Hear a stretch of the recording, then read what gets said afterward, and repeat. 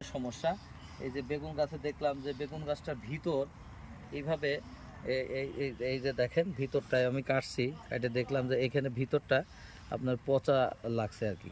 তো এখন এই পচা দমন করার জন্য আমরা পার লিটারে 1 মিলি অ্যামিস্টার টপ এবং সাথে কার্বনডাজিম গ্রুপের পার লিটারে 2 গ্রাম, এই দুইটা ছত্রাকনাশক একসাথে মিশিয়ে আমরা স্প্রে করব এবং সপ্তাহে 2 বার।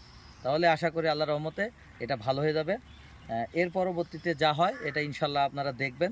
তো বেগুনের যে পচার সমস্যাটা এই চিকিৎসাতেই ইনশাল্লাহ ভালো হয়ে যাবে। ধন্যবাদ। সমস্যা।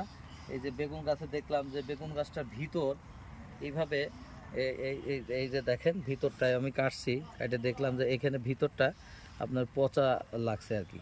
তো এখন এই পচা দমন করার জন্য আমরা পার লিটারে 1 মিলি অ্যামিস্টার টপ এবং